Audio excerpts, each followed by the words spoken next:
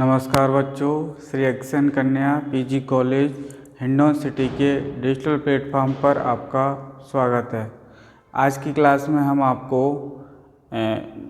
Scientific sociological orientation पढ़ाने वाले हैं, जिसको समझने का प्रयास करेंगे कि इसमें क्या खासियत है, आखिर इसकी उपयोगिता क्या है और किस तरह से इसको मतलब तरह तरह से यूज़ करने का प्रयास किया गया है। आखिर में जो हमारा समाजशास्त्री ओरिएंटेशन है वो क्या है, बेसिकली क्या है। जो समाजशास्त्री ओरिएंटेशन है, ओरिएंटेशन की हिंदी होती है अभिमुखन। जैसे कि मान लो आप पहली बार इस महाविद्यालय में प्रवेश किए तो आपने क्या है, पहले नेट के माध्यम से या किसी सहेली या मित्र के माध्यम से या अपने घर वालों के माध्यम से आपने कॉलेज के बारे में जाना होगा कि कौन कौन से विषय पढ़ाए जाते हैं कॉलेज में, कॉलेज की दूरी क्या है, कॉलेज में आने जाने का साधन क्या है, कौन कौन से स्टाफ अवेलेबल हैं, कौन कौन से जो टीचर हैं वो क्या पढ़ाते हैं, कौन कौन से विषय चल रहे हैं, कहाँ से मान्यता है, किस लोकेशन में है, बिल्डिंग कैसी है, बेसिक जो सुविधाएं होती हैं लाइब्रेरी वगैरह वो सब है कि नहीं, मतलब किस प्लेग्राउंड है कि नहीं, ये सारी चीज़ों के बारे में आपने जाना होगा। तो ये हो गया ओरिएंटेशन का मतलब है हम किसी से के बारे में रूबरू हो रहे हैं और हमें जानकारी है। जैसे कि जब भी हम एग्ज़ाम देने जाते हैं तो क्या है, पहले देख लेते हैं पॉकेट में एडमिट कार्ड रख लिया कि नहीं रख लिया, आइडेंटिटी कार्ड रख लिया कि नहीं, पेन वैन है कि नहीं ठीक ठाक से, ये सारी चीज़ों के ध्यान रखते हैं। तो ये तो हो गया ओरिएंटेशन। ऐसे ही अगर जब हम किसी विषय को पढ़ने के लिए मतलब या उसको समझने के लिए कुछ कोशिश करते हैं तो उसमें भी ओरिएंटेशन काम आता है। यहाँ बात हो रही है समाजशास्त्र की। आखिर समाजशास्त्र को कैसे समझें और किस तरह से हम इसको अच्छे से समझें और अपना जो रिजल्ट है वो बहुत अच्छा दे पाएँ। बात रिजल्ट की यहाँ पास फेल होने से नहीं है, मतलब उस सब्जेक्ट के बारे में हमें अच्छे से पकड़ हो जाए और हमें जब भी उसके माध्यम से कुछ भी चीज़ों को करने की समझने की ज़रूरत पड़े तो क्या है हम कर पाएँ। तो इसी कड़ी में क्या है हम कुछ उस एग्जाम्पल के माध्यम से आपको समझाएंगे। समाजशास्त्री अभिमुखन ये क्या है बेटा, यह एक ऐसी प्रक्रिया है जिसके द्वारा व्यक्ति को इस प्रकार प्रशिक्षित का मतलब है ट्रेन किया जाता है और उसको सिखाया समझाया जाता है कि उसे समाजशास्त्री अध्ययन करने से पूर्व ही आवश्यक ज्ञान और जानकारी प्राप्त हो जाए और वह समाजशास्त्र को समझने में पूर्ण समर्थ हो जाए। ठीक है, कहने का मतलब है यहाँ पर कि एकदम नहीं, ओरिएंटेशन का मतलब है हमारे पूरी तरह से तैयार हो जाएं, वेल ट्रेंड वेल प्रिपेयर्ड हो जाएं। ट्रेन तो बाद में, मतलब कहने का मतलब है हम बिल्कुल अटेंटिवली हो जाएं कि हमें भाई सोशलॉजी पढ़नी है, सोशलॉजी वाले सर से सारी चीज़ें जाननी है कि उसमें कौन कौन सी किताबें चलती हैं, कितनी कितनी यूनिट हैं, किताबों का कलेक्शन कैसे हमें प्राप्त हो, चाहे हम लाइब्रेरी से किताबें मिल जाएंगी क्या कहीं बाहर से खरीदनी पड़ेगी। मतलब कहने का मतलब कोई सुविधा नहीं आए, मतलब असुविधा नहीं होए बेटा। तो ये सब चीज़ें आती हैं ओरिएंटेशन के अंतर्गत। बहुत सारी चीज़ें, शादी ब्याह समारोह होते हैं उनमें क्या दूल्हा दुल्हन को तैयार किया जाता है पूरा, जिससे कि बहुत सारी चीज़ें, जैसे कि हम घर ही बनाते हैं, मान लो सपोज दैट घर बना रहे हैं तब भी तैयारी करते हैं, गिट्टी बारू सीमेंट उस जगह बनाएंगे, उसका नक्शा बनवाएंगे, उसके लिए लेबर करेंगे, उसके लिए ये जो क्या बोलते हैं उसको मिस्त्री वगैरह लाएंगे। तो ये सारी चीज़ें बजट बना के रखेंगे, भाई इतनी लागत है। तो कहने का मतलब है प्री प्लानिंग की तरह है एक तरह से। तो इस तरह से आप समझ गए होंगे कि ओरिएंटेशन क्या है। समाजशास्त्र से जुड़ी सारी चीज़ें जान लेना, ये समाजशास्त्री ओरिएंटेशन क्या लेता है। पहले से क्या है दिक्कत नहीं आए, अब पढ़ने के लिए तो टाइम लगेगा, ये तो नहीं कि एक बार हमने बस ओरिएंटेशन हो गया हम सीख गए सारी चीज़, मतलब ये कोई असुविधा नहीं हो, इसलिए ओरिएंटेशन ज़रूरी है। ठीक है, कुछ इनके टाइप्स देख लेते हैं बच्चों। समाजशास्त्री अभिमुखन के कुछ प्रकार हैं। फर्स्ट है वैज्ञानिक परिप्रेक्ष्य, पर्सपेक्टिव बोलेंगे, इंग्लिश में बोले तो इसको बोलेंगे बेटा साइंटिफिक पर्सपेक्टिव। ठीक है, और नेक्स्ट इसमें दूसरा है मानवीय की परिप्रेक्ष्य, इसको इंग्लिश में बोलेंगे ह्यूमनिस्टिक पर्सपेक्टिव। इसमें सारी चीज़ें को जानते हुए हम इस निष्कर्ष पर पहुंचेंगे कि आखिर हमारा जो समाजशास्त्र पढ़ने का जो तरीका है, रूटीन है, वो कैसे मतलब हमारे अंदर विकसित हो। ठीक है, इतनी सी बात हो गई। अब हम बात करेंगे वैज्ञानिक परिप्रेक्ष्य के बारे में कि इसको समझने के लिए क्या है। सबसे पहले हम जानेंगे कि वैज्ञानिक परिप्रेक्ष्य के अंदर साइंटिफिक पर्सपेक्टिव के अंदर किन समाजशास्त्रियों ने अपना योगदान दिया है और उनको आधार मानकर उन्होंने समाजशास्त्र की बारीकियों को समझाने का प्रयास किया है। आइए बच्चों जान लेते हैं। फर्स्ट टाइप में हम बढ़ते हैं आगे। नंबर 1,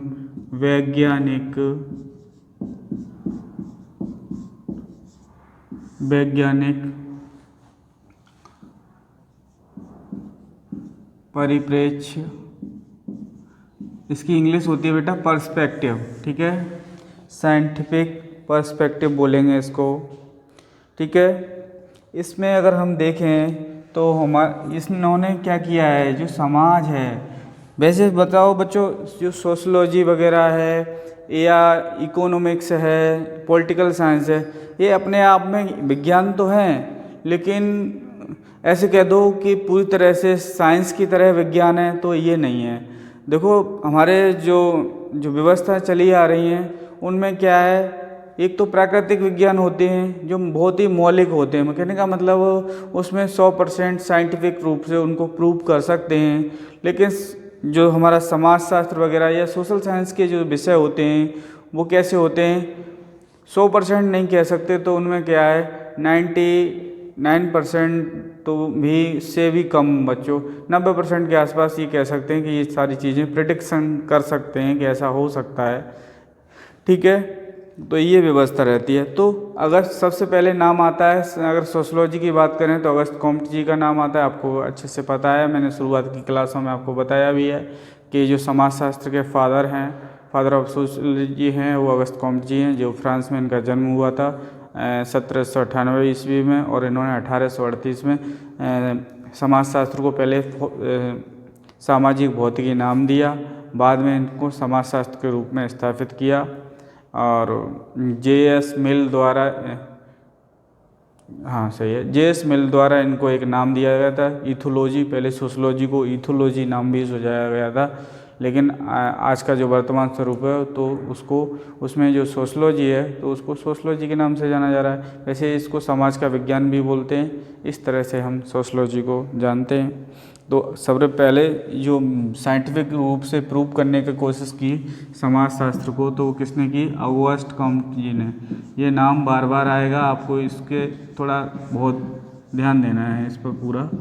ये नाम बहुत ही महत्वपूर्ण है समाजशास्त्र के लिए। अगर हम बात करें अगस्त कॉम्टे जी की, तो इन्होंने बहुत सारी चीज़ें बताई हैं। तो ये हो गया वारंट, मतलब विज्ञान के माध्यम से इन्होंने समाजशास्त्र को कैसे किन किन लोगों ने बताया। आइए मैं नाम लिख देता हूँ, फिर इनके बारे में बारी बारी से आपको। तो दूसरे हैं बेटा इमाइल दुर्खीम जी हैं, इनका नाम भी शायद तुमने थोड़ा बहुत सुना हो कहीं, नहीं, ये फ्रांस से हैं। और अगस्त कॉम्टे भी बेटा फ्रांस से हैं। कोई भी पूछ लेता है 1 नंबर में कि जो अमुक समाजशास्त्री हैं वो कहाँ से बिलोंग करते हैं, ऐसे पूछ लेता है। तो और तीसरे नंबर के जो समाजशास्त्री हैं वो मैक्स वेबर हैं बेटा, मैक्स वेबर हैं। और चौथे हैं मैक्स वेबर जर्मनी से हैं, बी परेटो। इनका पूरा नाम विल्फ्रेडो परेटो है, लेकिन शॉर्ट में काम चल जाता है। और 5th नंबर के हैं, कौन से हैं, टॉलकॉट पार्सन्स जी हैं।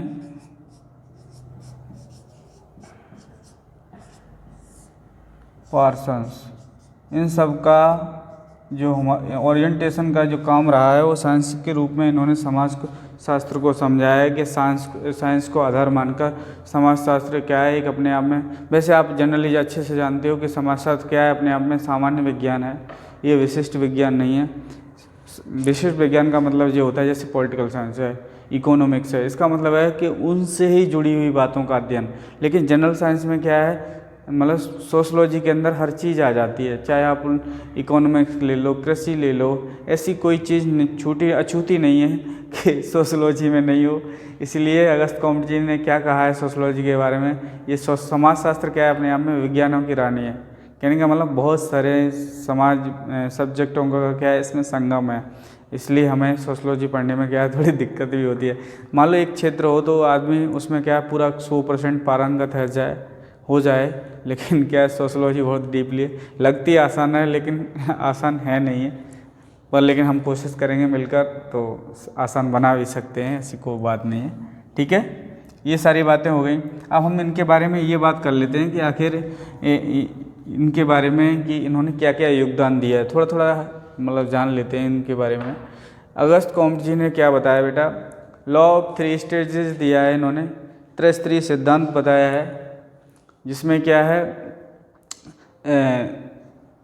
जिसमें बताया है इन्होंने 3 तरह से बताया है, तो इसको डीपली जानने की ज़रूरत नहीं है। इन्होंने बताया है कि अमूर्त वाला सिस्टम है, थियोलॉजिकल है, धर्मशास्त्रीय है, और लास्ट में बताया है प्रत्यक्षवाद, जो आज का ज़माना है वो क्या पॉजिटिविटी बेस्ड है, ये नहीं अंधविश्वास में बात कर लें, ये सारा चीज़ नहीं है।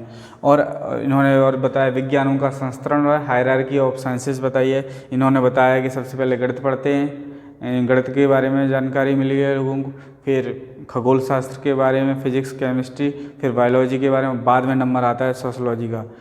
सोशलॉजी अपने आप में वैसे भी क्या है बेटा बहुत पुराना विषय नहीं है, ये कोई 200 साल पुराना विषय है, इसलिए क्या है हमें इसके बारे में अभी बहुत ज़्यादा रिसर्च और अनुसंधान की ज़रूरत है, जिससे कि अच्छे से चीज़ों को समझा जा सके। एमाइल दुर्खीम के बारे में अगर बात करें तो ये समाजशास्त्र के फाउंडिंग फादर्स में आते हैं, और इन्होंने समाजशास्त्र में बहुत योगदान दिया है। खासकर इन्होंने समाजशास्त्र को संस्थाओं से जोड़ने का प्रयास किया। इन्होंने बताया है समाजशास्त्र क्या है, संस्थाओं का अध्ययन है। तो इनका फ्रांस से संबंध है। इन्होंने भी बहुत सारे मतलब चीज़ें बताई हैं, लाइक एज इन्होंने समाज को साव्य भी बताया है, मैकेनिकल सोसाइटी के बारे में बात की है इन्होंने, आत्महत्या के बारे में बताया है, सामाजिक तथ्यों के बारे में बताया है, सोशल फैक्ट्स के बारे में बताया है इन्होंने, कुछ कानूनों के बारे में भी इन्होंने बात की है, आत्महत्या के सिद्धांत भी बताए हैं इन्होंने कि किस तरह से व्यक्ति कितनी तरह से आत्महत्या करता है, उसको साइंटिफिकली प्रूव करने का भी प्रयास किया है इस तरह से। तीसरे नंबर पर हैं मैक्स वेबर जी, ये जर्मनी से बिलोंग करते हैं। इन्होंने सामाजिक क्रिया के बारे में बताया। इन्होंने बताया है कि सामाजिक क्रिया क्या है, हमें समाज को समझने के लिए बहुत ज़रूरी है। व्यक्ति सामाजिक क्रिया जब इसमें बहुत सारी चीज़ें हैं, हर क्रिया सामाजिक क्रिया नहीं होती है। जैसे कि हम हंस रहे हैं तो ये सामाजिक क्रिया, हम सांस ले रहे हैं ये सामाजिक, हम खाना खा रहे हैं ये सामाजिक क्रिया थोड़ी नहीं है। सामाजिक क्रिया वो होती है जिससे कि समाज में के लोगों का कुछ फ़ायदा हो, समाज पर उसका असर पड़े, ये बहुत सारी चीज़ें हैं इसके अंतर्गत। सत्ता वगैरह के बारे में बताया, आदर्श प्रारूप के बारे में बताया, ये सब तुम सेकेंड ईयर में बहुत ज़्यादा डीपली से पढ़ोगे। बिल्कुल परेटो जी ने का भी योगदान है इसमें। परेटो जी ने बताया है कि जो तार्किक क्रिया और तार्किक क्रिया के बारे में बताया है इन्होंने, क्योंकि सब चीज़ें तार्किक नहीं होती हैं। जैसे कि कुछ लोगों की आदत है बीच में टांग अड़ाना किसी बात को, तो वो तार्किक, लेकिन तार्किक नहीं कह सकते उसको, अतार्किक कहेंगे। क्योंकि ज़रूरी है आपसे कोई सुझाव मांगा जा रहा है या कुछ है, तार्किक का मतलब है कोई चीज़ लॉजिकली कहना कि हाँ भाई ऐसे नहीं ऐसे, ये व्यवस्था ऐसे होगी। और अतार्किक का मतलब बीच में कुछ भी बोल जाना, अतार्किक हो गया। तो इसको समझने की कोशिश करेंगे। फिर नेक्स्ट है फिफ्थ, टोलकोट पार्सन्स जी। इन्होंने सामाजिक व्यवस्था के बारे में बताया, सोशल सिस्टम के बारे में इन्होंने बताया। पूरी दुनिया है, समाज है, परिवार है, जितनी भी संस्थाएं हैं किस तरह से रन करते हैं, आखिर उनमें किन किन चीज़ों की ज़रूरत है, इससे कौन कौन से इन्होंने AGIL मॉडल भी दिया है, उनके बारे में बताएं किस तरह से व्यक्ति समाज मतलब व्यवस्था को बनाने के लिए प्रावधान करता है और कैसे व्यवस्था चलती है। ये सारी चीज़ें अब तक तुम समझ गए, ठीक है। इसके दूसरे पार्ट की तरफ बढ़ते हैं बच्चों, मानवीय वाले पे। मानवीय पार्ट पर जाएंगे तो पाएंगे हम कुछ ऐसे सिद्धांत बताए गए हैं जिससे कि मानवीय या मानविकी, ठीक है, यहाँ बोलते हैं, इसको कोष्टक में रख देते हैं, मानविकी, ह्यूमनिस्टिक बोलेंगे इसको वैसे इंग्लिश में, ह्यूमनिस्टिक पर्सपेक्टिव बेटा, क्या ह्यूमनिस्टिक, ह्यूमन से बन गया ह्यूमनिस्टिक, जो ह्यूमन के बारे में पता करे। ठीक है। एक ऐसे इसमें ह्यूमैनिटीज में एक और आता है बेटा, एंथ्रोपोलॉजी हुई होता है, जो मानव शास्त्र का केवल अध्ययन करता है, मानव का अध्ययन करता है, लेकिन यहाँ समाज का भी अध्ययन किया जाता है, मानव के साथ साथ, मानव के व्यवहार के साथ साथ समाज को, और उस समाज से हमारी जो अंतःक्रिया होती है, इंट्रैक्शन होता है, उसका भी अध्ययन करते हैं। आइए कुछ नाम जान लेते हैं इसमें।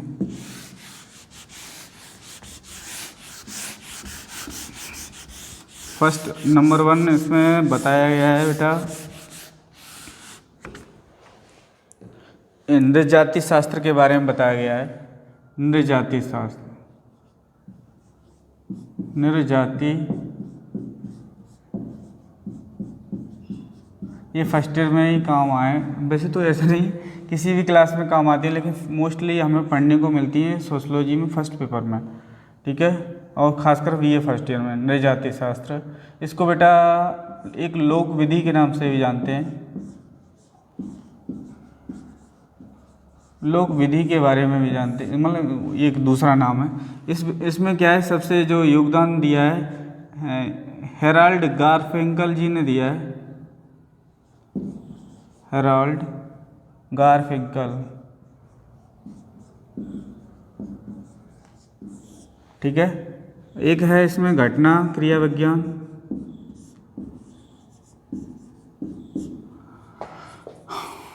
घटना क्रिया विज्ञान, इसको फिनोमेनोलॉजी बोलते हैं, विज्ञान या विधि। इसका दूसरा नाम भी है प्रघटना शास्त्र, आप सुन लो, इसको लिख नहीं रहे हम, इधर लिख देते हैं बेटा, है प्रघटना शास्त्र, इसको प्रघटना शास्त्र भी बोलते हैं।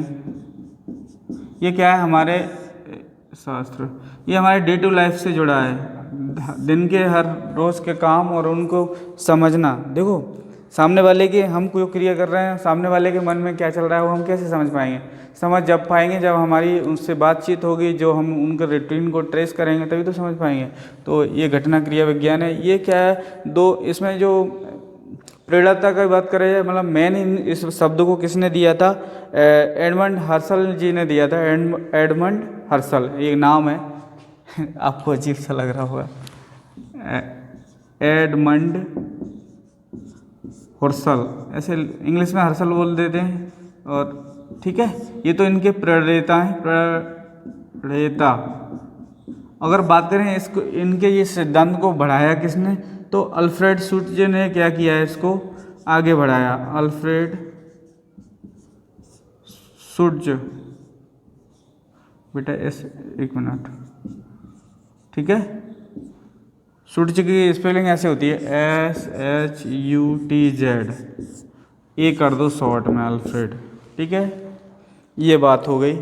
इन्होंने घटना क्रिया विज्ञान, ये क्या है, मानव की क्रियाओं को समझना है, मानव कैसे बात कर रहा है, उसकी कल्चर क्या है, कैसे कैसे उनके समझौते, समाजीकरण कैसे होता है, मतलब ओवरऑल पूरा उसका मतलब संपूर्ण जानकारी मानव के बारे में संभव है। इन सब समाज, इनकी जो थ्योरीज हैं उनसे संबंधित है। ऐसे ही एक और है इसमें, आमूल परिवर्तनकारी, अमूल मत कर समझ लेना, आमूल परिवर्तनकारी। बेटा इसमें क्या है बेटा, आपने शायद सेकेंड ईयर पॉलिटिकल साइंस में पढ़ा होगा आपने ये सब चीज़ें, विधि भी है ये, इसको इंग्लिश में बोलते हैं रेडिकल, रेडिकल या कॉन्फ्लिक्ट कह सकते हैं इनको, कॉन्फ्लिक्ट, झगड़े वाली स्थिति, या इसको संघर्षवादी विचारधारा बोल सकते हैं। इसमें डेरेनड्राफ का नाम है और लेविस कोजर जी आते हैं। कौन कौन आते हैं बेटा? डेरेनड्राफ, अजीब सा लग रहा होगा क्योंकि आप पहली बार बीए में पढ़ रहे हो सोशलॉजी, क्योंकि इससे पहले तो कभी पढ़े नहीं है, कोई बात नहीं। इसमें दो लोग नाम आते हैं, लेविस कोजर जी आते हैं और वो, और एक और नेक्स्ट है इसमें सिम्बॉलिक इंट्रैक्शन, इसके बारे में बताएंगे। प्रतीकात्मक, ये कौन, ठीक, चार हैं बेटा, इसमें आ जाओ। इसको बोलेंगे प्रतीकात्मक,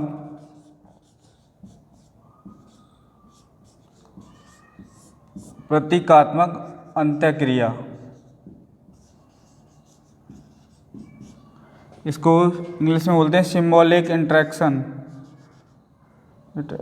सिम्बॉलिक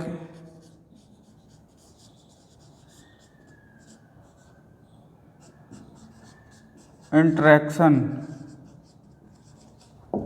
ये दिया है बेटा GH मीड,